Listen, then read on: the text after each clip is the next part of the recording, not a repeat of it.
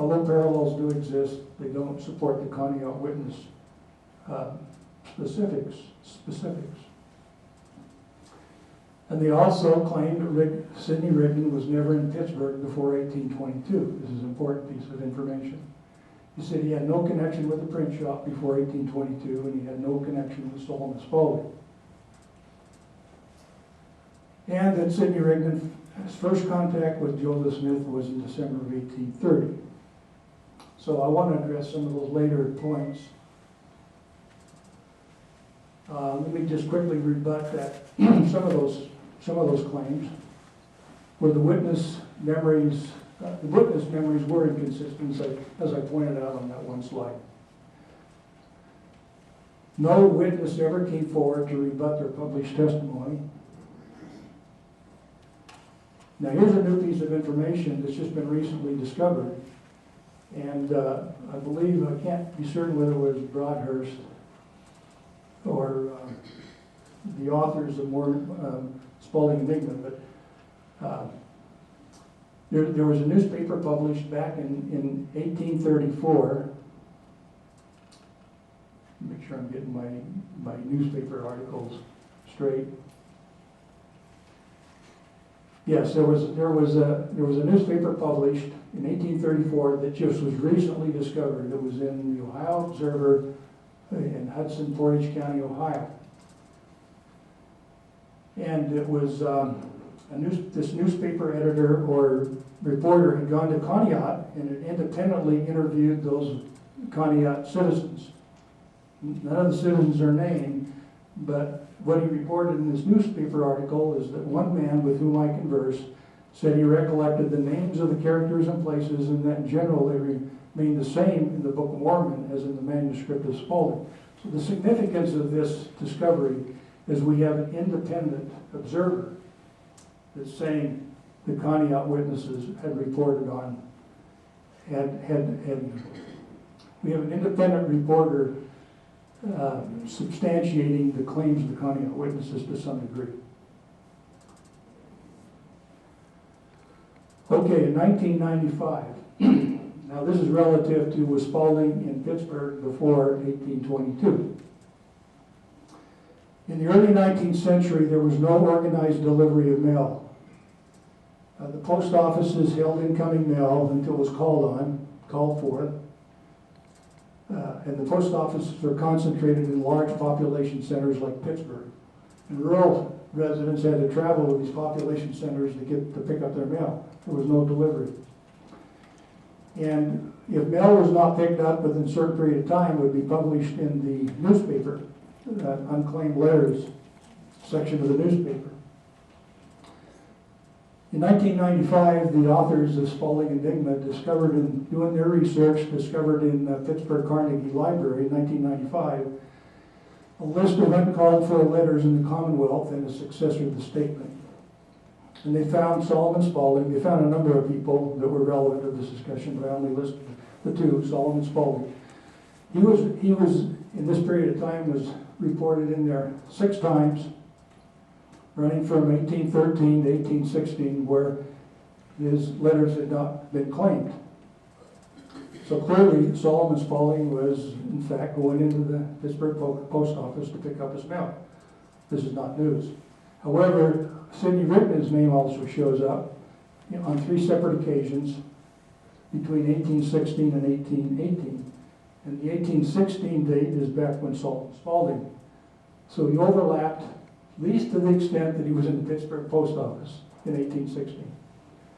Here's the Commonwealth. Here's one example of July 9th, 1816. You won't be able to see it there, but Solomon Spalding's name is listed in the list of unclaimed letters. And here's Sidney Rigdon in June 30th, 1816 as having an unclaimed letter in the post office. What this does, it confirms that Sidney Rigdon had a presence in Pittsburgh, at least to the extent he went to the post office before 1822. Remember, he denied being in Pittsburgh before 1822, and he only lived 8 miles outside the city center. For all practical intents and purposes, he lived near Pittsburgh, and certainly was within horse ride and perhaps even walking distance. Sidney Rigdon also had a great passion for reading when he was a young man. Well, the only place you could go get library books was in Pittsburgh, from where he lived. So it places Sidney Rigdon in Pittsburgh at the same time as Solomon Spalding. It vindicates the Millers, McKees, and Eichbaum statements. And you could conclude that Sidney Rigdon prevaricated in his 1939 statement. He denied being in Pittsburgh before 1822. He denied knowing Solomon Spalding. And he denied any association with the Pittsburgh printing office before 1822. Now, the discovery doesn't prove these things, doesn't prove he lied, but you can connect the dots. Now, respecting the question of when did Rigdon meet Joseph Smith, official church history has it in December of 1830. There are a number of witnesses that claim that there's evidence that he met Joseph Smith earlier. I'll briefly cover some of those. The first one came from a newspaperman by the name of James Gordon Bennett. He was the first one to connect Sidney Rigdon with the Book of Mormon.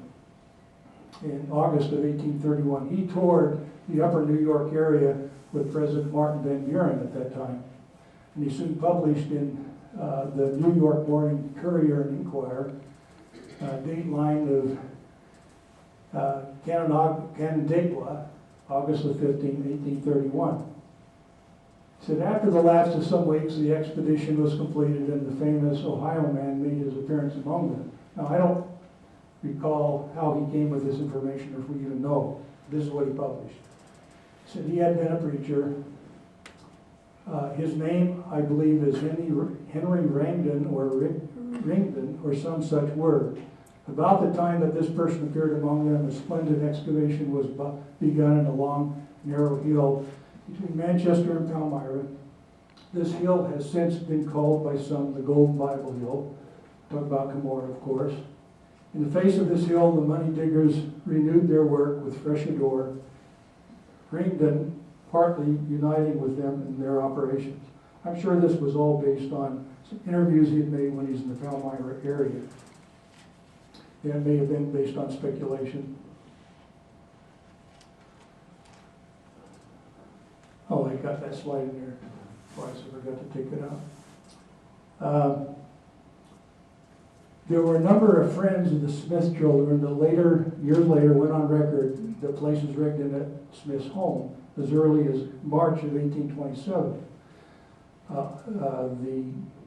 The references in the back have the details of these statements. I won't take the time to go over them, but these are the people. Lorenzo Saunders, Abel Chase, Mrs. Anderick, John Gilbert. It was just hearsay of Lorenzo's comments. And then Rigdon met Smith and leaders of the Mormon Church in August of 1830 at the Colville Branch. According to Emily Coburn Austin, she's the sister of Sally Coburn Knight. Her statement is found in my references. Here's a new piece of information that I learned from Art Vanek when I was in Salt Lake City a few months ago. So I included it here. They discovered in the Cleveland Leader and Morning Herald dated 1886, and this was published, again, quite a few years after the event, but a C.E. Henry published from Geauga Lake, Ohio, published his recollections of George Wilbur, who had taught school very near Rigdon in Bainbridge, Ohio, around 1826 and 1827. Again, that's when Rigdon lived in Bainbridge, just east of Cleveland, and it's where Rigdon's niece claimed she saw Rigdon with the manuscript. So George Wilbur said, Rigdon was working on a strange religious work during that same time. Rigdon first met Joseph Smith in Geauga County during that same time. Rigdon did not preach that winter, but was almost constantly engaged upon a manuscript that he was writing or revising. The following spring, Smith appeared, and he and Rigdon went off together and were gone some months. Soon after their return, the Book of Mormon was announced. Smith was mysterious and silent. Again, this statement was made in 1886, so it could be conflated with a lot of a lot of reports and memories. It wasn't made timely at the time. So you have to question some of these statements. And he said, George Wilbur said, Rigdon believed that his own attainments would put him at the head of the church. It did not take long, however, to see that he had failed to measure properly those masterly powers of his companion, enacting the part of the prophet.